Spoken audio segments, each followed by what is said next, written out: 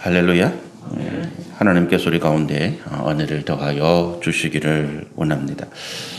코로나가 또 약간 안정세로 갑니다. 그러나 아직도 우리가 많이 조심하고 또 경계해야 될 이유가 많이 있습니다.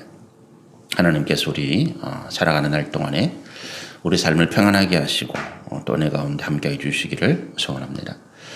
우리 지난주에 우리 초대교회에 대한 말씀을 나누었습니다.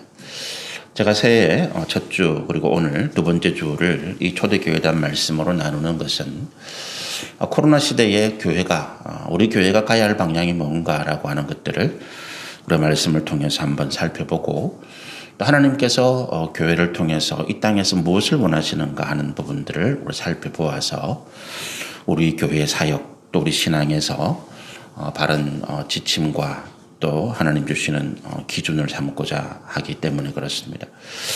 저도 코로나 시대를 통해서 제 목회를 다시 돌아보는 계기가 되고 참 많이 회개도 하고 반성도 하고 우리가 지금까지 해왔던 것에 대해서 참 우리가 잘못했구나 하는 부분들을 많이 고민하고 또 주께서 주신 은혜 가운데 우리 교회가 변화되기를 바라는 마음으로 기도하는 가운데 있습니다.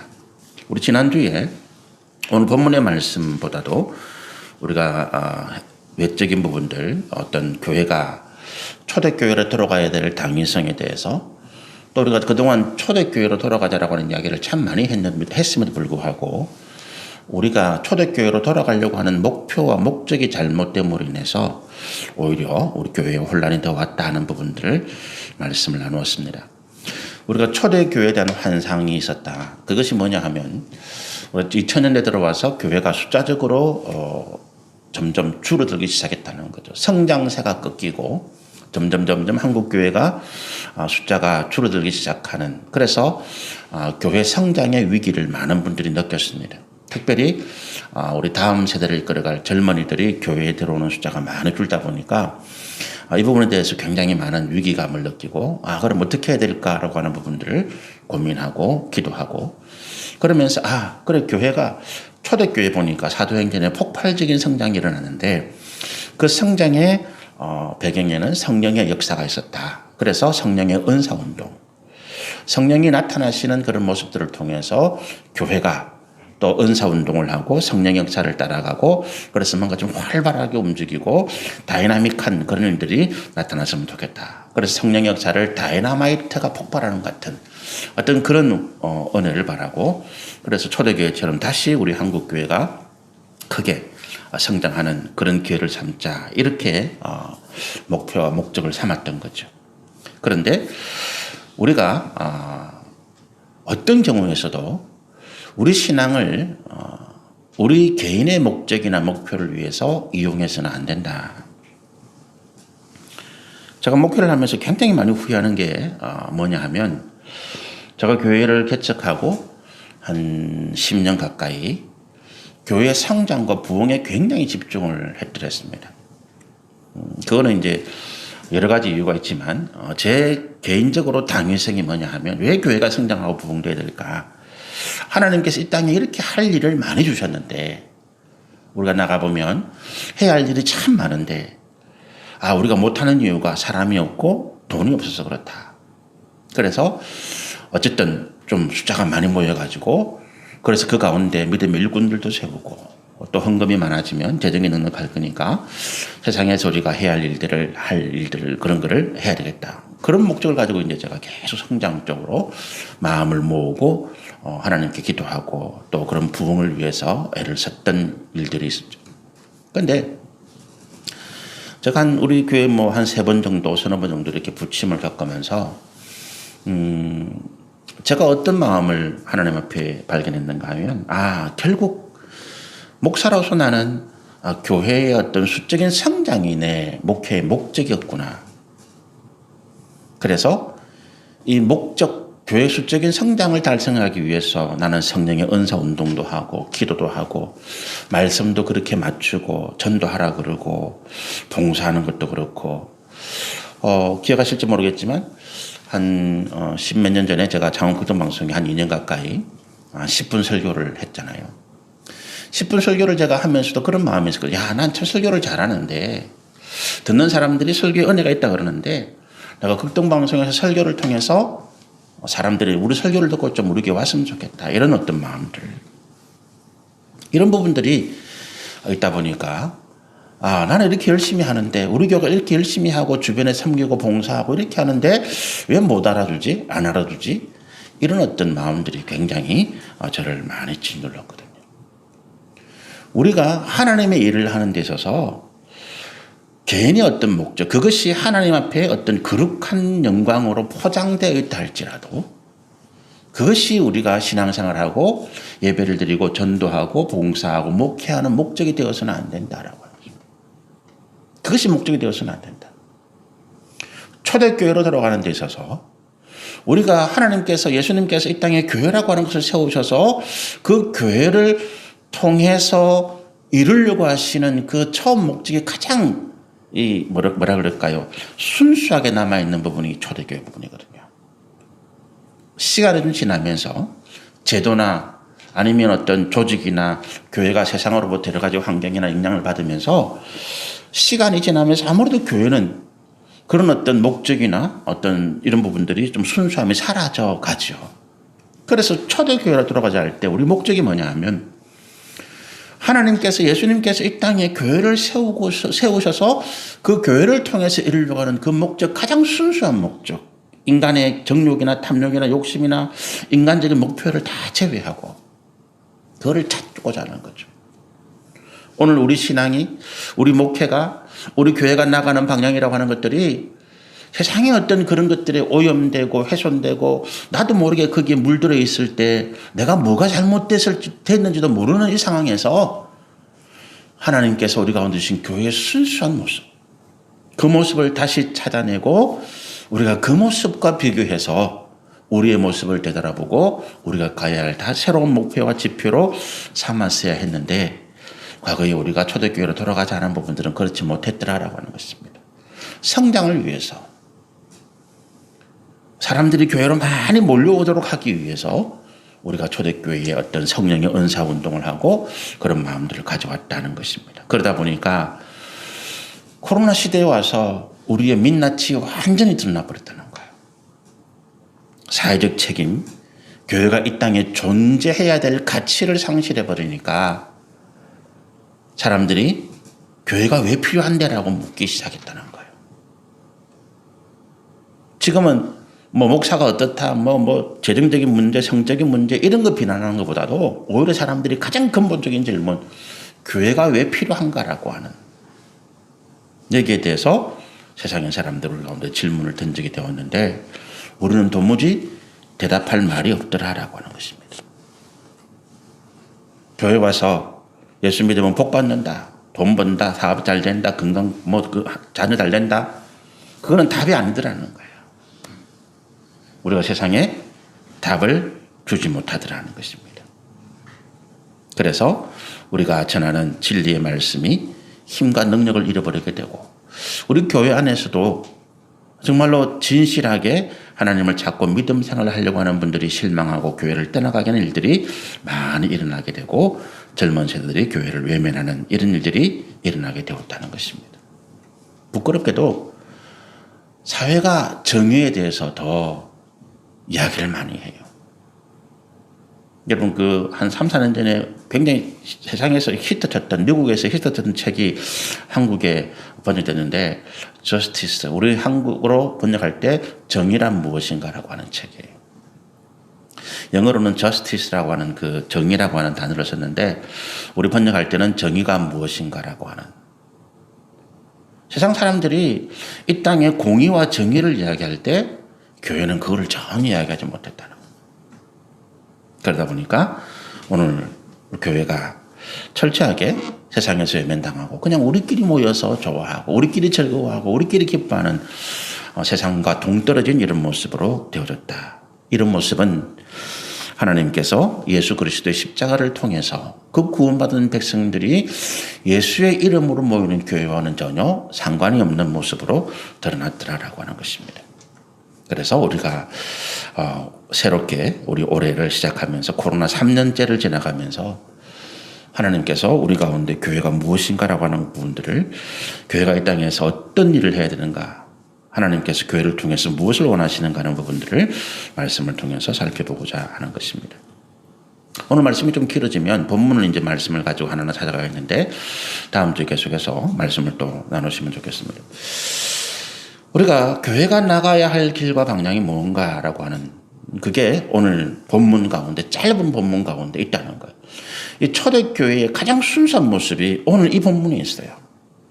그런데 안타깝게도 사도행전의 기록들을 살펴보면 또 시간이 지나갈수록 인간의 정욕과 탐욕이라든지 우리의 여러 가지 헤게모니를, 주도권을 지려고 하는 이런 싸움들이 교회 안에 들어오는 모습들이 있습니다. 그런 것들이 뒤에 보면 구제라고 하는 어려운 이웃들을 섬기는 이런 일들을 통해서 갈등과 분열이 일어나는 헬라파, 히브리파, 또 순수하게 자기 재산을 팔아서 하나님을 섬기겠다는 그 마음을 사람들이 시기 질투하다 보니까 속이고, 그래서 교회 안에 큰 문제가 나타나고 하나님의 심판이 오는 이런 문제가 나타나고, 그 갈등들을 수습하지 못하니까 사도들이 교회에서 뒤로 물러나게 되는 이런 일들도 생기게 되고,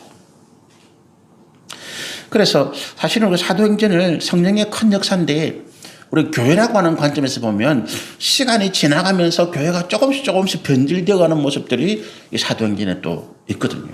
그래서 우리가 초대교회의 가장 순수한 교회의 모습을 찾아보려면 이 본문을 우리가 보고, 그야말로 하나님께서 우리 가운데 교회가 이 땅에서 왜 필요하고, 교회를 통해서 하나님이 무엇을 말하고, 또 세상에 우리가 어떤 메시지를 던져야 될 것인가라고 하는 부분들이 이 본문 가운데 있다라고 하는 것입니다. 우리가 오늘 말씀 전체를 보면 이 성전에 모이는 예배, 제가 우리 올해 목회 계획을 하면서 앞으로 우리 교회는 주일날만 모인다. 전체 모임은. 그래서 오전 예배는 전체로 공동체 예배로 드리고, 오후 예배는 우리가 좀 더 성경을, 하나님 말씀을 좀 더 깊이 있게 공부하는 시간으로 했으면 좋겠다. 그리고 주중에 한번 소그룹 모임을 통해서 이제 같이 기도하고 또 말씀의 은혜를 나누고 위로하고 격려하고 우리 가운데 은혜를 내밀어 하고 또 삶 속에 하나님의 거룩한 역사를 나타내는 그런 어떤 동기를 부여하는 이런 일들을 하자. 그런데 그게 이제 오늘 본문에 있는 거죠. 오늘 본문에서 안식 후 첫날에 모든 공동체, 예루살렘에 있는 모든 믿음의 공동체가 모여서 예배를 드립니다. 왜 안식 후 첫날이냐? 지난주에 말씀을 드렸죠. 우리가 안식일 날 하나님께서 성전에서 모여서 예배를 드리라 이렇게 되는데, 안식일 날은 그때까지는 유대인들이 예루살렘 성전에서 안식일 날 예배를 드려요. 그러니까 요일로 치면 지금도 이스라엘 사람들은 안식일이 금요일 저녁부터 토요일 저녁입니다.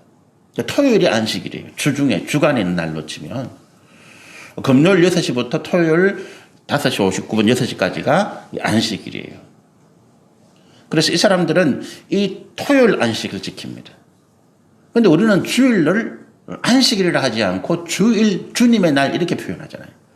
그게 두 가지인데, 하나는 뭐냐 하면 이 주님의 날이라고 하는 것은 예수님께서 부활하신 날이라고 하는 거예요. 예수님이 부활하신 날이 날짜는 정확하게 모르는데 안식 후 첫날이라고 하는 그 새벽 미명에 예수님께서 부활하셨다는 기록이 성경에 있기 때문에 안식 후 첫날 그러면 토요일 저녁 지나서 주일날 저녁까지거든. 일요일날 저녁까지 있죠. 그래서 그 안식 후 첫날 새벽이라고 하면 주일 새벽에, 우리가 이야기하는 주일 새벽에 예수님이 부활하신, 그래서 이 날을 주님의 날이다라고 이야기해요. 예수께서 십자가에서 우리의 모든 죄를 이기시고 지시고 죽임을 당하셨는데, 그 죽임을 당하신 예수님의 시체를 무덤에 장사했지만 생명의 주인이신 예수께서 그 죽음의 권세를 깨고 우리 가운데 영원한 부활의 은혜를 주시기 위해서 살아나셨다. 그래서 그날이 주님의 날이다. 부활이다. 이것이 우리가 안식일이 아닌 주일날 모이게 되는 첫 번째 이유입니다.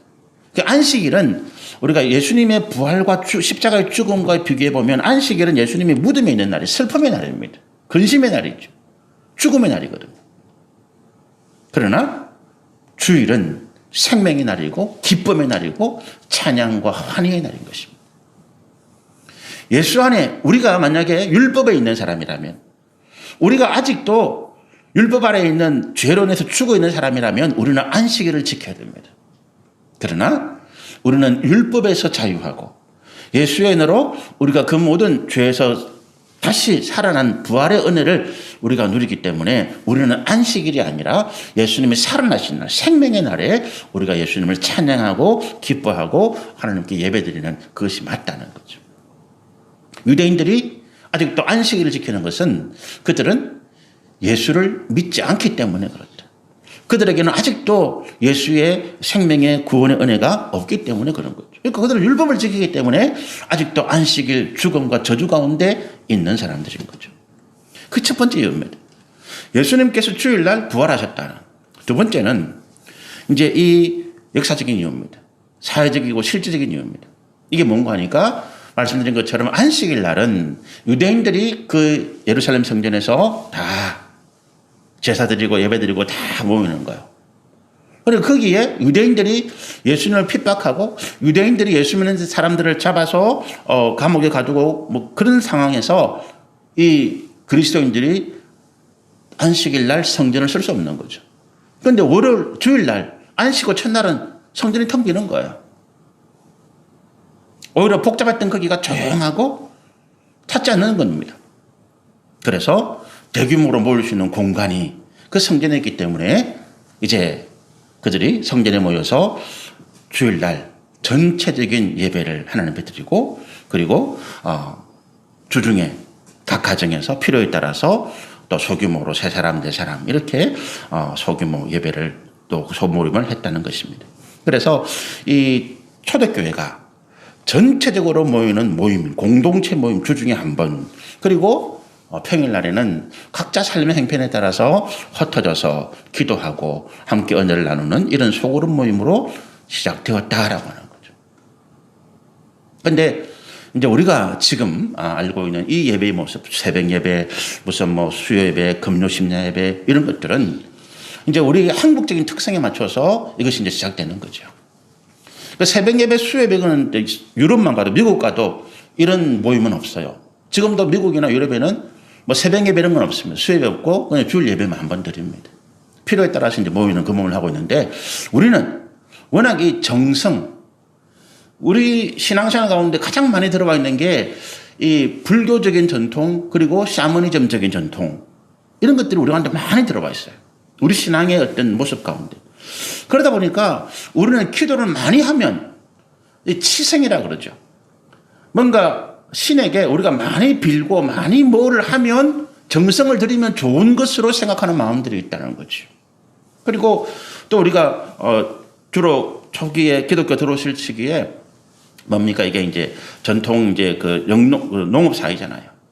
그러다 보니까 이제 보면 아침에 일찍 일어나서 일찍 들에 나가기 전에 같이 모여서 예배드리고 이런 부분들이 강한 거죠. 수요 예배는 저는 이렇게 생각해요. 수요 예배는 우리가 일주일에 한 번을 점검한다. 수요 기도회라 보통 그러잖아요. 우리가 여섯 동안에 일주일을 살아가는 동안에 월, 화, 수 3일 동안 우리의 삶을 돌아보고 또 저녁에 모여서 목, 금, 토 남은 3일 동안의 삶을 우리가 다시 준비하고 계획하는 그런 기도의 모임. 참 좋은 전통이죠. 금요 기도회는 말씀드린 것처럼 우리가 기도하는 민족이다 보니까 기도를 참 좋아해요. 그래서 같이 모여서 집중적으로 우리 주님의 돌아가신 그날에 모여서 기도하는 이런 모습들이죠. 근데 어쨌든 우리가 다시 우리 한국 교회가 우리 교회가 가야 할 길을 세우고 하기 위해서는 가장 먼저 예배에 대한 부분들 또 지금 상황이 이렇기 때문에 그래서 우리가 다 같이 모이는 것이 힘들고 어렵고 또 이것이 사회적으로 문제가 될 수 있는 소지가 많기 때문에 초대교회에서는 주일날 한 번 같이 예배를 드리고 또 평상시에는 각자 형편에 따라서 모였던 이런 모습들을 우리가 다시 돌아갈 수밖에 없겠다. 그래서 주중에 한 번 전체로 모이는 예배와 그리고 소그룹으로 주일날 전체 예배와 주중에 모이는 소그룹 예배로 우리가 돌아간다 하는 거죠. 그럼 전체로 모이는 예배에서는 뭐를 가느냐? 전체로 모이는 예배, 왜 전체로 모일까요? 여기에서 공동체 하나 된다라고 하는 그런 어떤 마음을 가지는 거죠. 우리가 흩어져서 하나다. 이건 어려운 거죠. 같이 얼굴을 대면하고 우리가 같이 마음을 나누고 같이 찬양하고 한 곳에 한 공간에 모여서 우리가 예배를 드린다고 하는 이것이 굉장히 우리 공동체에 우리가 하나됨에 있어서 굉장히 중요한 시간이거든요. 얼굴을 마주한다는 것. 코로나 시대에 비대면 예배라는 말을 만들어냈어요. 참 머리가 좋은 사람들이더라고요. 근데 비대면 예배는 예배가 아니에요. 비대면 예배. 대면해서 우리가 하나님과 우리가 대면해서 같이 얼굴을 맞대는 하나님 우리를 부르실 때에 왜 부르시겠어요? 같이 얼굴을 맞대자고 하는 거거든. 하나님과. 우리가 같이 얼굴을 맞대는 거거든요. 그래서 예배는 대면이 되지 아니하면 예배가 아닌 거예요. 그럼 왜 이제 예배를 못 드리게 하니까 종교의 자유가 있으니까 비대면 예배라고 하는 그런 명칭을 사실은 만들어냈지만 비대면 예배는 예배가 아닙니다. 그럼 요즘 형편에 따라서 방송으로 이렇게 하는 것 이거는 예배가 아닙니까? 이것도 어떻게 보면 편의적으로 우리가 하는 거지만 사실은 우리가 예배라고 하는 것은 같이 얼굴과 얼굴을 맞대고 우리가 함께 마음을 모으고 하나님께 예배드리고 하나 되는 이것들이 이 예배라고 하는 것입니다. 그래서 전체적인 예배에서 가장 중요한 것은 우리가 한 공동체다라고 하는 거예요. 한 몸이다라고 하는 것입니다. 한 몸이라는 개념은 뭐예요? 우리는 하나의 뜻, 하나의 방향, 하나의 생각, 하나의 목표를 가지고 간다라고 하는 것입니다. 교회가, 가정의 공동체가 하나의 목표, 하나의 방향을 가지고 간다는 것입니다. 그 목표와 그 방향이 누구에게서 나옵니까? 머리 대신, 교회의 머리 대신 예수 그리스도로부터 나오더라는 거예요. 가정이 왜 자꾸 갈라지죠? 생각이 하나 되지 않기 때문에 그렇습니다. 부부의 생각이 다르고 부모와 자녀의 생각이 다르고 형제의 생각이 다르기 때문에 그렇습니다. 다르니까 어떻게 돼요? 한 방향으로 가지 못하고 하나의 목표로 가지 못하고 어떻게 됩니까? 각자가 갈려가는 거예요. 그래서 부부가 갈라지는 것입니다. 부부가 이혼하는 가장 큰 문제는 뭐예요? 서로의 마음이 달라졌다는 거예요. 서로 마음이 하나 됐을 때는 30년 동안, 20년 동안, 40년 동안 각자 떨어져 살던 사람들이 하나의 마음, 사랑함으로 하나의 마음이 되었을 때는 하나로 모아지고 가정이 하나 되었는데 살다 보니까 생각들이 달라지더라는 거예요. 그 달라진 생각들을 다시 하나로 모으지 못하니까 갈라질 수밖에 없는 것입니다. 자녀도 마찬가지잖아요. 왜 부모와 자녀가 같은 세대로 살지 못합니까?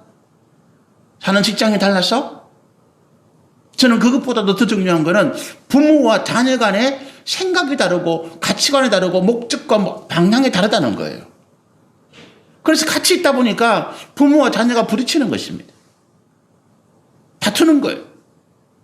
그래서 자녀가 나가든지 부모가 나가든지 떨어질 수밖에 없는 것입니다. 여러분 우리가 한 공동체라고 하는 것은 다른 데 있는 게 아니에요. 그 마음이 같고 뜻하는 것이 같고 그리고 목표와 방향이 같다는 거예요. 우리 각 사람이 생각이 다릅니다. 교회가 어떻게 한 방향, 한 목표, 한 뜻을 가질 수 있습니까? 예수님께 맞추는 거예요.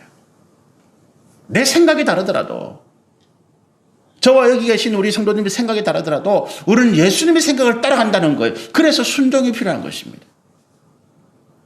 내 생각과 여기 계신 우리 성도님의 생각이 다를 때 그럼 목사님 뜻을 따라갈래? 아니라는 거예요. 그럼 목사가 성도의 뜻을 따라갈까? 아니라는 거예요. 예수님께서 교회 주인 되시고 교회 머리 대신 예수님의 생각이 뭔가라고 하는 거예요. 그것이 우리가 성경을 공부하고 이해하고 읽고 예수를 닮기를 원하는 이유예요. 예수님의 생각이 뭔가라고 하는 거예요. 우리의 주인 되시는 예수님이 어떤 생각을 가지고 있는가?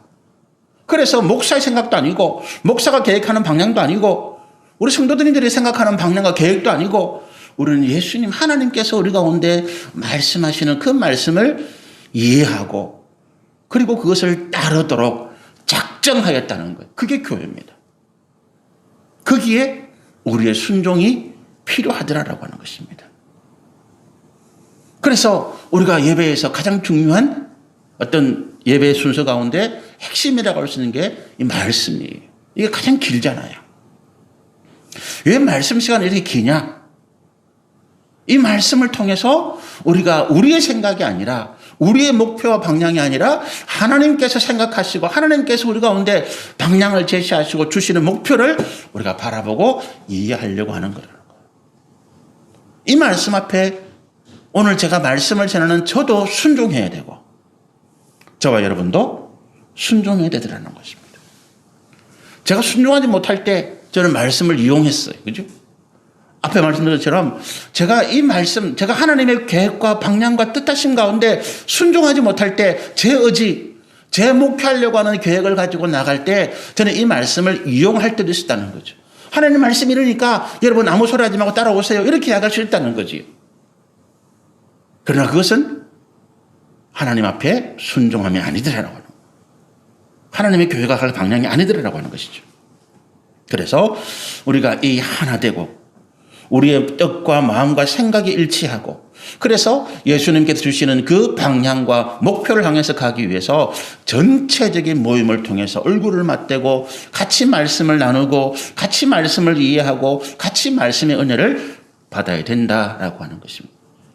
그 가운데 앞으로 우리가 전통도 새롭게 만들고 관습도 새롭게 만들고 그리고 이 말씀을 통해서 일주일 동안 또 평생 동안 우리가 살아가야 할 삶의 목표와 지침을 삼을 수 있더라는 거예요. 그러니까 일주일에 이 한 번 드리는 예배는 정말 우리 가운데 가장 중요한 시간. 우리가 인생에 있어서 시간표를 정하잖아요. 하루 일과를 세우지 않습니까? 일과를 세울 때 가장 중요한 시간을 먼저 정하잖아요. 오늘 하루 중에서 내가 가장 중요하다고 생각하는 내가 이거는 꼭 지켜야 돼. 다른 거를 다 희생하더라도 나는 반드시 이거를 해야 돼라고 하는 그 목표가 가장 먼저 정해진다고요. 시간에 딱 잡으면. 6시부터 시간 정하는 거 아니잖아요. 가장 중요한 목표를 딱 정하고 그 다음에 내가 해야 할 일들을 순서적으로 시간을 배열하는 거죠. 저는 제게 있어서 가장 중요한 목표가 말씀입니다. 기도죠. 그래서 제가 매일매일 말씀을 묵상하고 보내는 이게 제게 가장 중요한 시간이기 때문에 저는 이걸 어떤 시간에도 놓치지 않습니다. 이걸 딱 정해놓고 기도하고 그 다음에 이 시간 외에 어떤 다른 사람을 만나고 또 어떤 필요한 일들을 하고 이것들을 순수 정해놓는 거죠. 여러분 우리가 일주일날 주일날 이 예배 시간 내가 이 시간만큼은 어떤 상황에서도 내가 놓치지 않겠다. 그런데 제가 허락하는 경우가 있습니다. 어떤 때 허락합니까? 집안에 중요한 일이 있을 때 또 내가 아프고 힘든 사람들을 찾아보고 가야 될 때 근데 가시라는 거예요. 근데 가시더라도 이 시간의 중요함은 잊지는 마시라는 겁니다. 내가 좀 힘들다고 피곤하다고 아니면 내가 늘 이런 핑계가 아니라 정말로 우리가 말씀드린 것처럼 하나 되고 또 우리가 믿음을 새롭게 하고 또 하나님께 주신 사랑과 긍휼과 은혜를 나누기 위해서 부모를 찾아보고 형제를 찾아보고 어려운 사람들 찾아보는 이런 일들 외에는 이 시간을 비워서는 안 된다. 왜 그렇다고요? 하나 되는 우리 교회가 가야 될 방향. 우리 교회가 가야 될 방향이라고 하는 것은 결국 우리 교회에 함께 예배를 드리는 우리 성도들 저를 포함해서 우리 인생이 가야 할 방향이 여기에 있다는 거예요.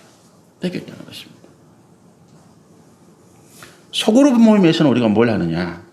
가장 중요한 것은 우리 신앙의 내밀화예요.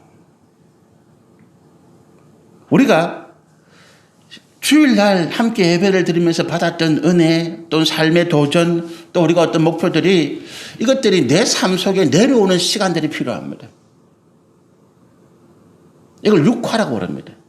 우리 고깃집에 가면 맛있는 고기와 맛없는 고기의 차이점이 뭐냐 하면 이게 고기를 숙성시키는 차이에 따른 거예요. 생고기를 바로 구워 먹어도 괜찮겠지만 이 고기를 2, 3일 정도 양념을 해서 냉장고나 아니면 숙성할 수 있는 그게 넣어놓고 한 하루나 이틀 정도 숙성하고 나면 훨씬 맛있는 고기가 됩니다. 여러분, 우리 신앙생활이 내가 예배를 잘 드리는데 내가 정말 열심도 있고 내가 성실하고 내가 열심히 하려고 하는 마음도 있는데 왜 자꾸 내 신앙생활이 힘들어질까? 이게 안 되는 거예요. 주일날 전체로 모이면서 예배를 드린 그 은혜가 내 안에, 내 삶에 스며들어가야 되는데 이거를 못하는 거죠. 한 줄 내도록 바쁜 거예요. 그래서 어떤 시간, 일주일에 한 번 정도, 가급적이면 수요일이나 목요일 정도, 늦으면 금요일까지라도, 화요일, 수요일, 목요일, 금요일 이런 날 중에 하루를 모아서 같이 우리가 소그룹으로 모여서 기도하고 하나님의 은혜를 나누고 교제하고 또 서로가 이렇게 함께 힘을 모아나가고 힘든 일에서 위로하고 같이 기도하는 중에 이 하나님의 은혜, 내게 주신 말씀을 내 삶 속으로 내밀화시키는, 숙성시키는 이런 일들이 반드시 필요하대요. 소그룹은 그런 것입니다. 우리가 소그룹 모임할 때 말씀드린 것처럼 이 교회를 새 신자를 끌어와야 되겠다 이 생각하시면 안 돼요. 우리가 하나님 앞에서 신앙생활로 해나가는 이것들을 자꾸 우리의 목표를 위한 수단으로 삼아서는 안 된다. 소그룹 모임은 새 사람 끌어들이는 목적이 아니, 거기 어떻게 새 사람 참석시켜가지고 거기에서 뭐 성장시켜서 교회로, 이게 아니라는 거예요. 그게 아니에요, 여러분. 전도도 마찬가지. 전도를 하는데 야 전도해가지고 우리 교회를 좀 성장, 이게 아니라는 거예요. 그런 목적을 가지지 마시라는 거예요. 그냥 내가 하나님께 받은 은혜, 예배를 통해서 하나님을 만나고 하나님께서 내 인생을 간섭하시고 그래서 내가 내 삶 가운데 다시 새롭게 도전받고 하나님의 말씀 가운데 새로운 목표와 방향을 가졌을 때에 이거를 내 삶 속에 적용시키고 내 삶에 육화시키는, 내밀화시키는 이런 과정이 혼자서는 안 되니까 서너 명이 모여서 같이 힘을 모으고 같이 위로하고 같이 도전해 나가는 이것들이 소그룹이라는 거예요. 운동이나 뭐나 왜 실패합니까? 혼자 하기 때문에 그래요. 제가 요즘 조금 산이나 운동하는 게 좀 약간 좀 게을러졌거든요. 제 아내가 많이 건강해져서 그래요.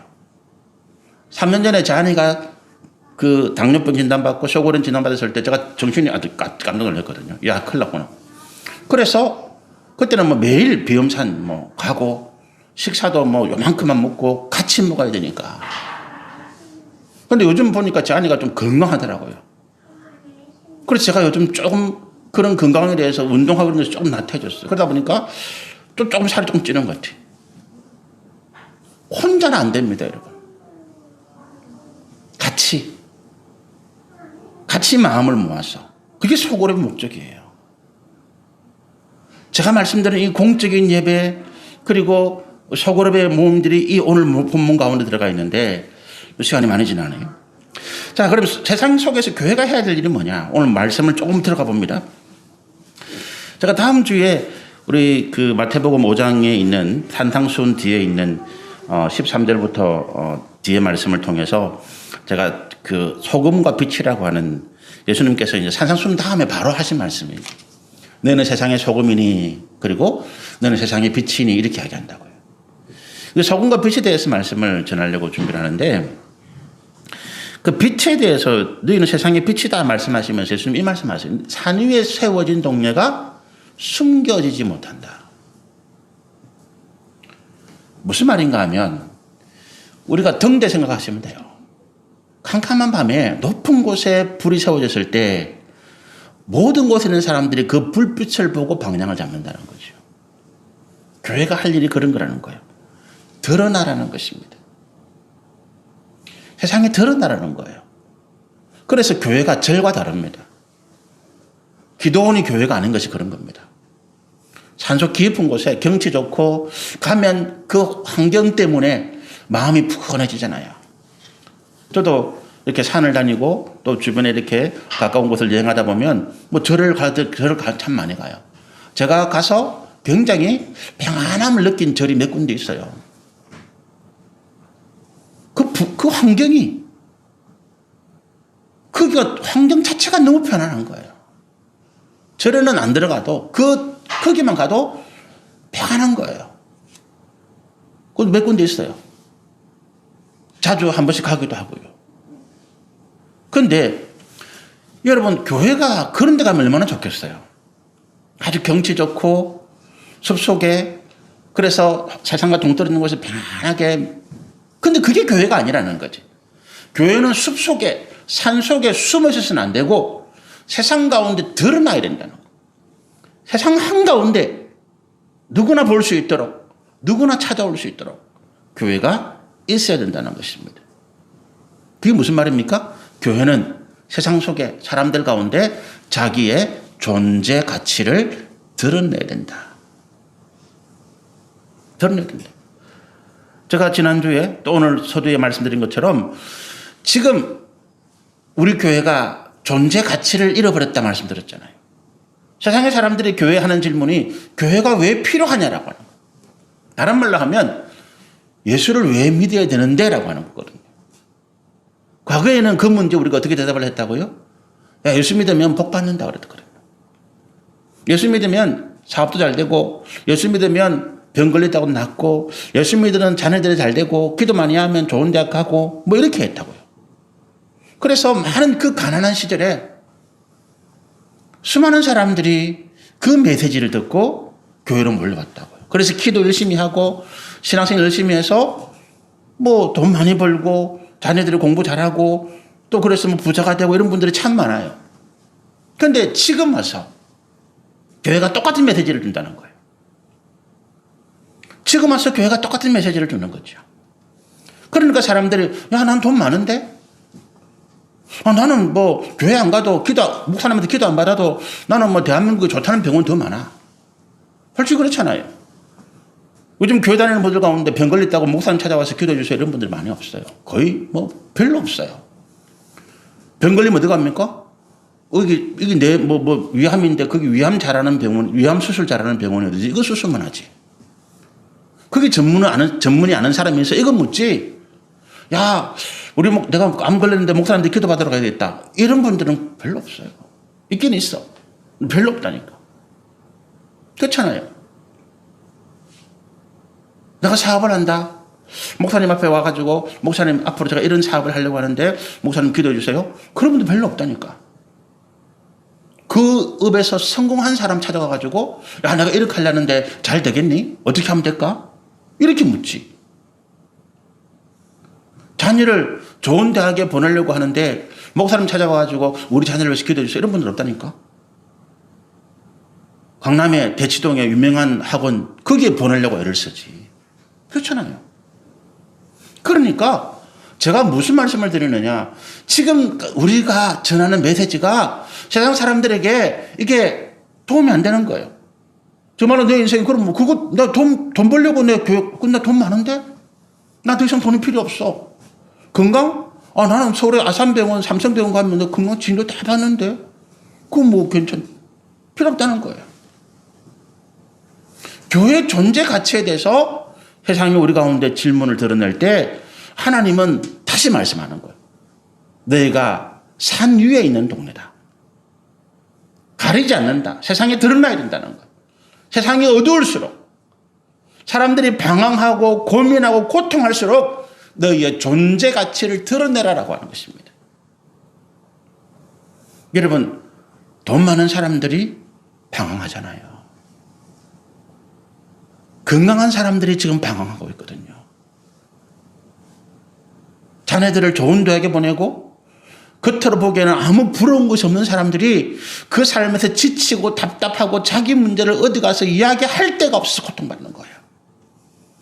요즘 TV에서 제일 인기 있는 프로 뭔지 아세요? 그 오은영 박사라고 하는 분이 그 뭐 금쪽 같은 내 새끼? 그게 좀 한 단계 발전해가지고 유명 연예인들이 와가지고 자기 옛날에 자기 문제를 막 이렇게 상담하고 그러더라고요. 요즘 제일 인기 있는 프로가 그거예요. 오은영 박사. 그 사람이 나와서 하는 프로.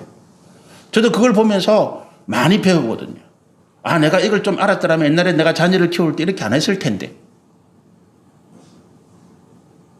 여러분, 거기에 돈 많고 많이 배우고 똑똑하고 세상에서 어떤 권력과 힘을 가진 사람들이 자기 가정의 자녀의 문제, 삶의 문제, 고통의 문제 또 인기 있는 프로 뭔지 아십니까?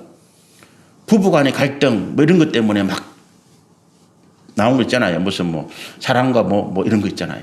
전쟁 뭐 이런 거. 자네가 그걸 굉장히 즐겁게 봐요. 근데 그게 왜 그런 게 있습니까? 우리 문제가 거기 투영되어 있거든. 가정의 부부의 문제, 자녀의 문제, 그리고 어떤 인생의 여러 가지 힘든 문제들이 있는데 그걸 교회가 이야기를 못 해주고 목사님들이 답을 못 주고 그러니까 어디 가서 상담하러 가고 어디 이것 좀 해결하기 위해서 찾아보고 고민하는데 길이 없는 거예요. 그런데 오늘 하나님 우리 가운데 말씀하시는 게 이거예요. 너희가 교회가 세상 가운데 존재감을 나타내라. 무슨 말입니까? 교회로 와라. 거기에 길이 있다라고 이야기하는 거예요. 세상에 방황하는 사람들, 어둠 가운데 방황하고 고통하고 자기 문제 때문에 아파하고 힘들어하고 해결할 문제가 없는 이 사람들에게 교회가 외치라는 거예요. 오늘 목회자들이 외치라는 거예요. 성도들이 보여주라는 거예요. 하나님 안에, 그 진리 안에 모든 문제가 답이 있고 해결책이 있다. 와라. 그래서 빛을 높이 비추라는 거예요. 우리 십자가 종탑에 빛이 높으면 그 이유예요. 어떤 분이 교회가 왜 자꾸 십자가 불을 밝힙니까? 교회가 있다는 걸 보여주기 위해서. 교회가 있다는 걸 보여주기 위해서. 십자가 여기에 교회가 있습니다. 그래서 가장 높은 곳에 세우는 거예요. 그것도 빨갛게. 왜 빨간 거예요? 하얀 십자가, 파란 십자가? 아니, 그건 십자가가 아니. 예수 그리스도의 보혈의 공로, 그 은혜가 여기 있다는 거예요. 피를 상징하는 거니까. 그래서 교회 종탑에 십자가를 놓고 다는 거예요. 근데 그 상징하는 게 더 중요하죠. 그 본질이 더 중요하잖아요. 교회가 여기 있습니다. 그 인생 가운데 고통하고 힘들어하고 그 삶에서 방황하고 아무 문제를 해결하지 못해서 아파하고 갈라지고 분열하고 헤어지는 상처를 주는 이 사람들, 교회가 여기 있습니다. 당신의 문제들을 교회에서 하나님의 진리의 말씀에서 해결하고 당신의 인생 가운데 평안과 기쁨과 안식을 누리기를 바랍니다. 그게 교회가 존재할 이유고 교회를 통해서 세상에 주어야 할 메시지더라라고 하는 것입니다. 오늘 여기까지 말씀을 전하고요. 교회가 그러면 무엇을 드러내야 되고 교회가 세상 가운데 어떤 존재의 가치를 나타내줘야 될지 이 부분들은 또 우리 본문을 통해서 다음 주에 한번 말씀을 계속해서 나누시면 좋겠습니다. 우리 천천히 생각해 보시면 좋겠어요.